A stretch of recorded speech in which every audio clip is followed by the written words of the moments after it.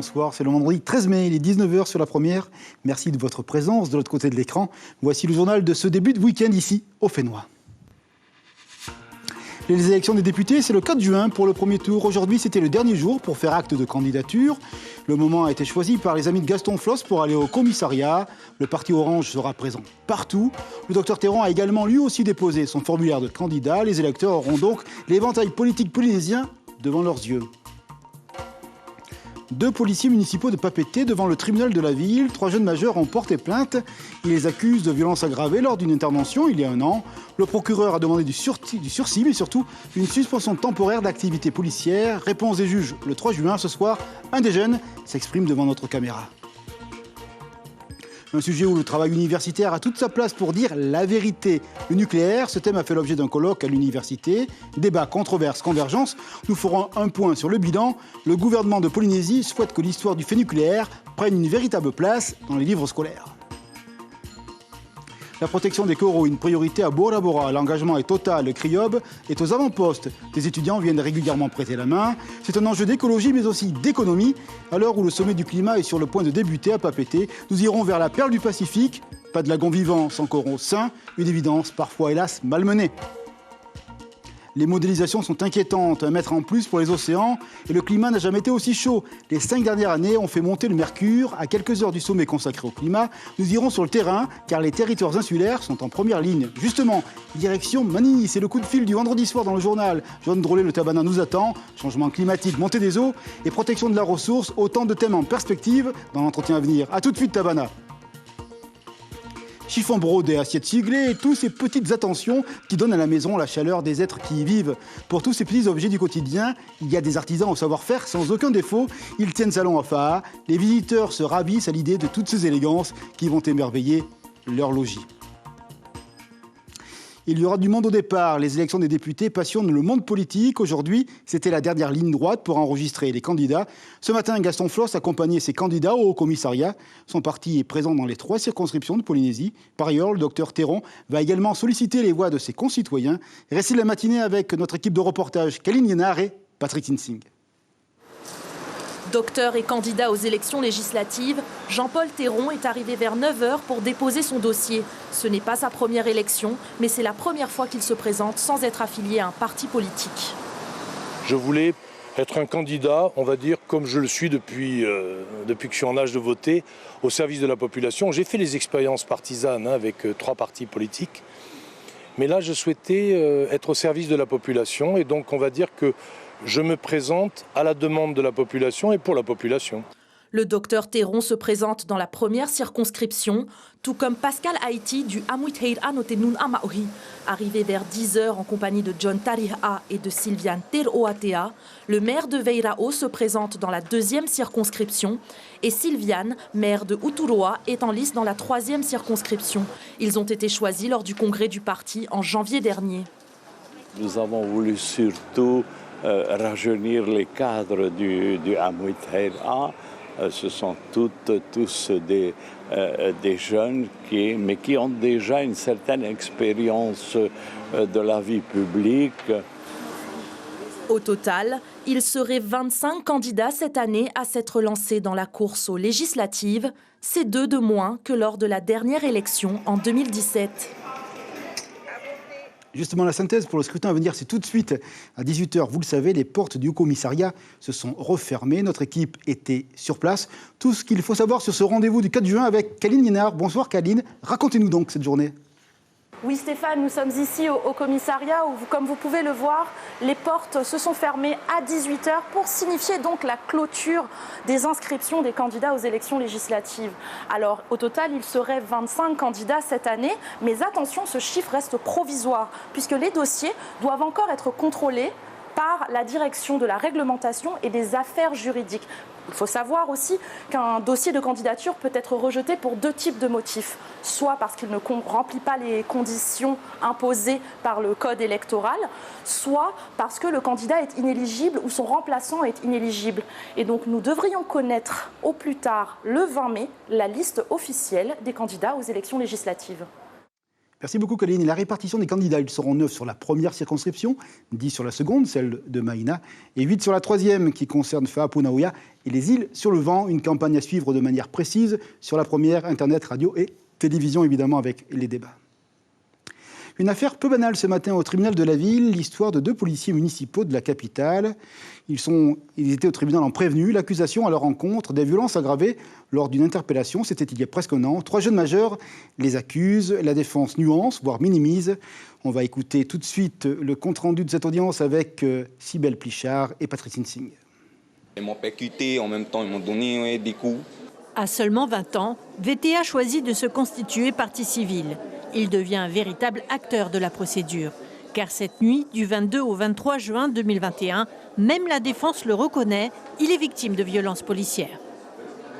Il n'y avait pas de sirène, il n'y avait même pas de voix qui me disait qu'il fallait m'arrêter. Du coup, ils m'ont tamponné. Voilà.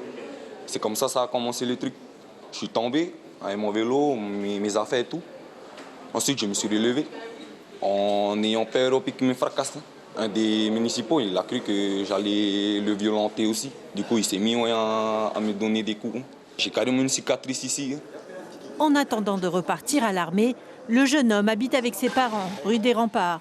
Lorsqu'il rejoint son ami en vélo pour se promener, il assiste à une bagarre devant une discothèque. Quand il quitte les lieux, son boombox est allumé, la musique à fond. Les policiers le vivent comme une provocation. VTA se fait rattraper par le fourgon. À l'intérieur du véhicule, un autre jeune homme est blessé. Au lieu de se rendre à des secours, à un poste de secours pour le soigner, alors qu'il saignait, ils ont continué, ils s'en sont pris à une deuxième victime. Et là, on a vu clairement dans la vidéo les 3 coups de pied qui ont été donnés à cette victime qui avait une attitude exemplaire, qui ne les a pas agressés, et ils lui ont donné 3 coups de pied. Dépositaires de la force publique, les 2 policiers savent qu'ils ont franchi la ligne rouge. Leur avocat dénonce la dégradation du climat en ville et une jeunesse de plus en plus menaçante. Effectivement, il y a eu des violences qui ont été commises, qui sont des violences policières, qui sont tout à fait regrettables. Mais au final, c'est un dossier dans lequel il y a 2 personnes qui ont 0 jour d'ITT et celui qui avait été victime des violences principales n'a que 4 jours d'ITT. Ça reste une violence très modérée au regard de ce que l'on connaît dans la pratique d'un tribunal correctionnel. Le procureur a requis 6 mois d'emprisonnement avec sursis, 100 000 francs d'amende, ainsi que l'interdiction d'exercer la fonction d'agent de la police municipale pendant 3 ans pour le premier et 1 an pour le second. Le délibéré sera rendu le 3 juin. Et à signaler que l'un de ces agents est aussi convoqué en novembre au tribunal pour des faits de violence lors d'une sortie dite de cohésion à Moréa.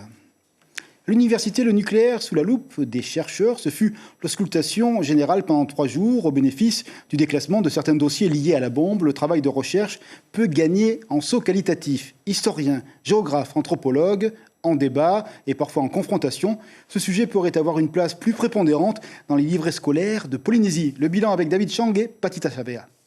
Les travaux que vous avez faits, c'est basé sur ce qu'a fait. Des interventions comme celle-ci ont rythmé ces 3 journées d'échange, réévaluer l'impact du CEP avec les dossiers déclassifiés pour raconter l'histoire différemment, avec plus de justesse et en prenant en compte les Polynésiens. N'oublions pas qu'au départ, on nous parlait, quand on parlait de la nocivité de la radioactivité, on se limitait à Mururoa et Whangatawhā. Et après, petit à petit, on découvre que finalement, toute la Polynésie française a été baignée par cette activité. 15 spécialistes de métropole ont étudié le sujet et pour Edouard Fritsch, même si les interprétations en Polynésie sont différentes, il faut avant tout être d'accord sur les faits. La question se pose.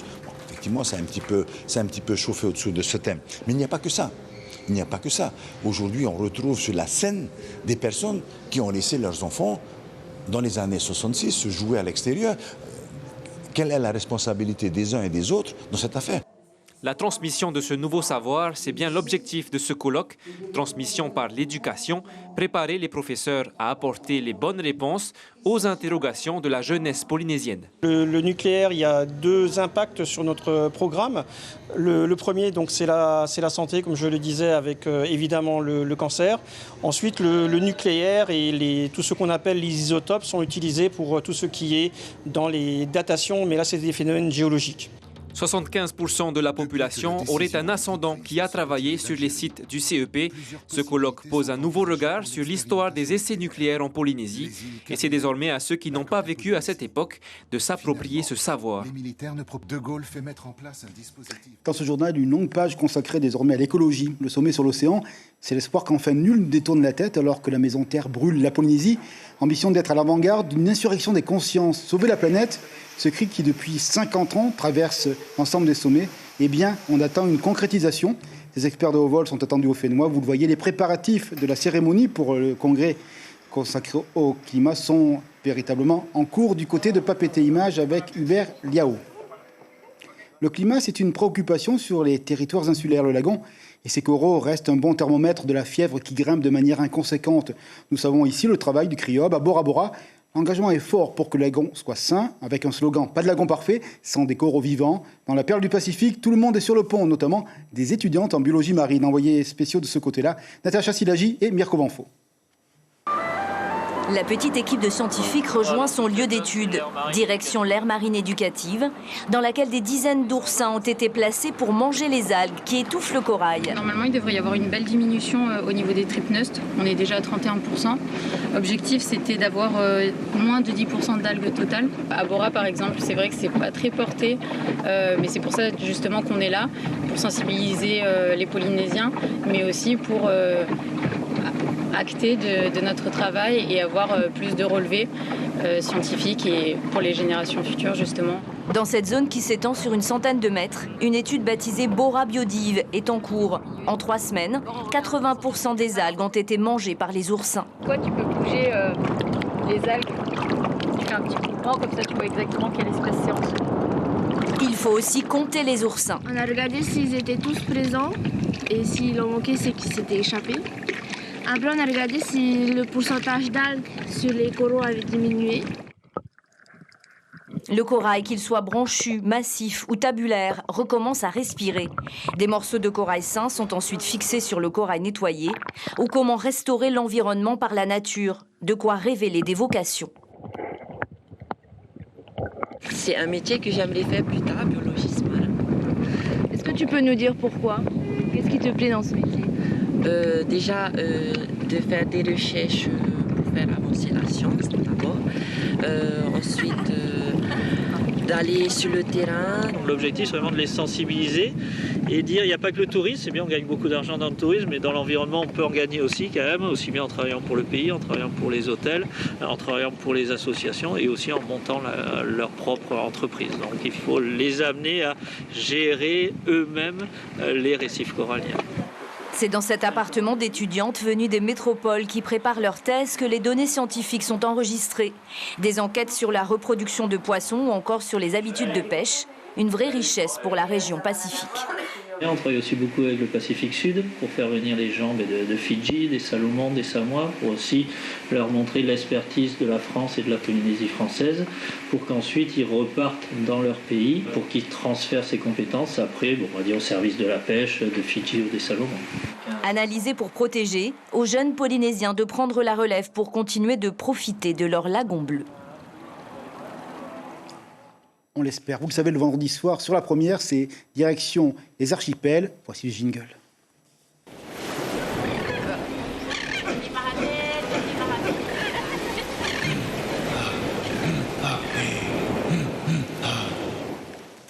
Ce soir, nous allons du côté de Maïni avec son tabana Jean Drolet. Bonsoir, monsieur le maire. Merci de nous accueillir chez vous.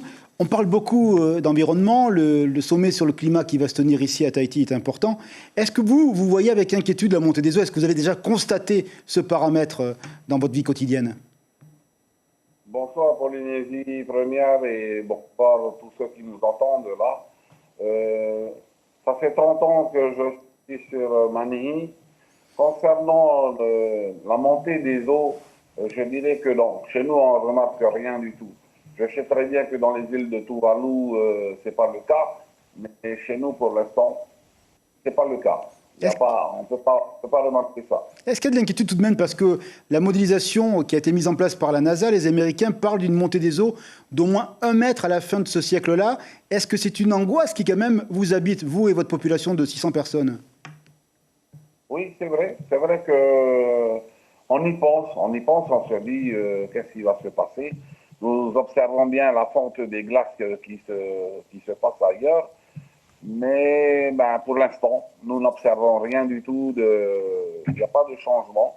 Nous regardons de la mer tous les jours parce que nous avons une marée rentrante et une marée sortante. Là, non, on ne voit pas de différence là. Au niveau des températures, les 5 dernières années ont été les plus chaudes depuis 1850, enregistrées par les différents outils scientifiques. On parle d'une augmentation de 0,66 degrés de la température. Est-ce que ça a déjà des conséquences, notamment sur la ressource marine, ce changement climatique? On va voir que c'est important pour les cyclones dans un second temps. Effectivement. Lorsque ces chaleurs se prononcent chez nous, on va parler certainement d'El Niño. Quand El Niño est dans les parages, c'est certainement des cyclones aussi qui arrivent chez nous. Pour l'instant, on ne voit pas El Niño venir vers nous, c'est plutôt El Niña. El Niña, c'est la fraîcheur. Donc, voilà, ce sont des signes pour nous pour nous apprêter contre tous ces mauvais temps-là. Monsieur le maire, lorsque le président de la République est venu vous visiter l'an dernier, vous avez parlé d'une inquiétude parfois de vagues pouvant monter jusqu'à 10 mètres dans les scénarios les pires qu'on puisse connaître. Est-ce que cet abri anticyclonique déjà est en place? Est-ce que tout ça est un élément qui fixe la population sur votre territoire? C'est vrai que en entendant parler de ces abris anticycloniques, on s'est senti finalement, on s'est dit on n'est plus les oubliés des Tuamotu, parce que je ne vous dis pas que quand un cyclone arrive, là on se sent très très seul. Et au vu de ces abris anticycloniques qui se construisent dans nos îles, là, on se sent en sécurité.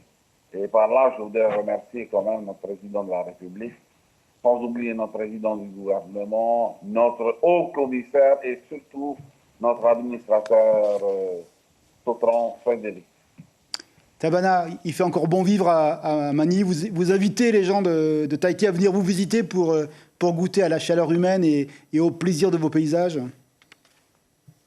Je vous ferai une petite confidence. À la suite du passage de notre président, j'ai des coups de fil de tous les jours des investisseurs qui veulent investir chez moi. Voilà. Bon, c'est une excellente nouvelle. Merci Tabana de nous avoir reçus depuis votre île. Merci pour votre sourire et à très bientôt sur les antennes de La Première. Et bon week-end.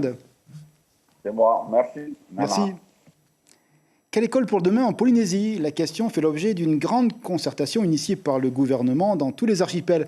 Après les Tuamotu, ce sont les marquises et il n'y a pas de question taboue. Rythme scolaire, scolarisation des enfants dès l'âge de 3 ans, ou encore personnel para-éducatif, convergence et divergence. Eh bien, ce sont les richesses du débat.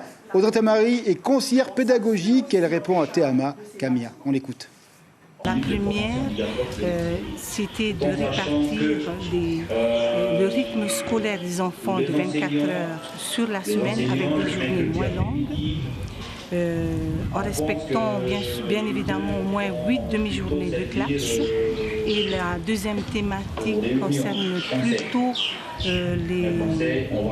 l'élaboration de la fiche de poste d'une ASEM, d'une aide maternelle. Et la dernière thématique, c'est de définir réellement les missions du directeur et leur temps de décharge. Si la photo est bonne, on parle de sport. Toujours est-il que celle qui arrive ne manque ni d'allure ni de vitamines. Quand le VA d'Air Tahiti s'associe à ATN, cela donne une certaine idée de la grandeur, de la hauteur en perspective. La course de VA en Vendée, des chiffres qui donnent le tournis. 3 jours de compétition, 128 km en haute mer et au minimum 45 000 coups de rame. Bref, une course de Haïto avec presque 300 compétiteurs. Ce sera à partir du 26 mai. Bon vol les gars et la joie d'un agent d'ATN tout de suite à écouter. On emmène une nouvelle équipe. Nous sommes arrivés au podium 3 fois. Et nous avons eu également de très bons rameurs dans le passé. Et nous allons continuer justement à pouvoir maintenir ce niveau. On y croit et on sera présent évidemment sur la première pour suivre l'exploit de nos navigateurs et surtout de nos rameurs et aviateurs. L'art de la maison, c'est le soin porté à son intérieur, cette extrême délicatesse des choses qui donne à nos lieux de vie le caractère aimable du recevoir et du partage. C'est aussi un artisanat très fin et traditionnel où le travail de la matière naturelle ne manque pas de noblesse. Un salon y est dédié, 100% fénois. Reportage à FA avec Mérini Glambin et Patrick Tinsing. Que diriez-vous d'un crabe de cocotier pour décorer votre maison? Sylvie en propose un à son stand parmi ses créations uniques en bois de flamboyant. Je me suis inspirée de mon île Tuamotu, Takapoto, pour présenter le caveur, le crabe de cocotier fait en bois. J'ai voulu créer quelque chose un peu de spécial. Pour cette sculpture, il faut tout de même débourser 150 000 francs. Mais pas de panique, il y en a pour tous les budgets. Les incontournables bols en noix de coco à partir de 1 000 francs attirent la clientèle. Ça va être dans ma cuisine et pour mettre différents ingrédients. C'est un plaisir de toucher le bois et même, je veux dire, on est trop dans le plastique maintenant et donc du coup c'est vraiment quelque chose de... C'est un matériau hygiénique, c'est beaucoup plus sain que le plastique. On peut s'en resservir 10 000 fois et surtout par rapport au plastique, ça vieillit super bien. De l'art traditionnel ancré dans l'air du temps, utile, original et écolo. Là, j'ai fait des pots, des vases en coquillage. Mais cette fois-ci, j'ai mis des crayons, des océans. Voilà. C'est pour décorer alors? Décorer, aussi utile à la maison. Il y a des choses que les femmes peuvent utiliser avec. Et voilà. À travers ce nouveau salon 100% local, le service de l'artisanat souhaite revaloriser le secteur. On a voulu mettre en lumière les artisans qui font des choses pour la maison parce que souvent ils sont noyés en fait dans les salons habituels. En fait, on n'a pas trop l'occasion de voir les beaux objets pour la maison, donc voilà pourquoi on a fait ce salon en thématique. Une trentaine d'artisans exposent à l'hôtel Hilton de Fa'a jusqu'au 14 mai. Ça a l'air très sympathique et très beau, n'hésitez pas à y faire un détour. Ça y est, c'est la fin de ce journal. On va vous rappeler, comme il est de tradition dans nos journaux sur la première, l'information principale de la journée. Elle concerne les élections législatives. Ça y est, le rideau est tombé. Plus de possibilités de participer comme candidat à l'élection des députés. Les bureaux sont fermés désormais au commissariat. On s'approche du nombre de candidatures de 2017. 27 candidats ont été enregistrés pour le 4 juillet. Il y a tous les sortants, puis également des nouveaux qui vont partir dans la bataille. Le détail sur notre site internet. On va s'intéresser maintenant à ce qui nous attend pour les programmes de la soirée sur le premier. Vous allez le voir sur l'écran. Ce soir, c'est fiction, série, du suspense, de l'affectif. Bref, de quoi passer une heureuse soirée avant de gagner la journée de demain, samedi. Merci dans tous les cas d'être fidèles encore à la première. Rendez-vous d'information demain soir à 19h pour le journal en français. N'oubliez pas demain matin de rendez-vous radio pour être informé de tout ce qui fait la vie et le pétillement ici au Fénois. Très bon week-end. À demain soir 19h et encore merci.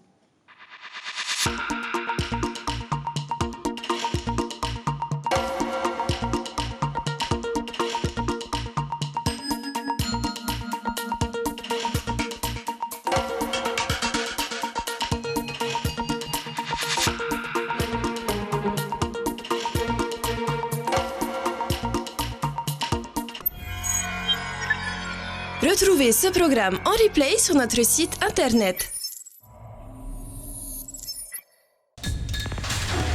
L'information en continu sur Polynésie la première, internet et réseaux sociaux.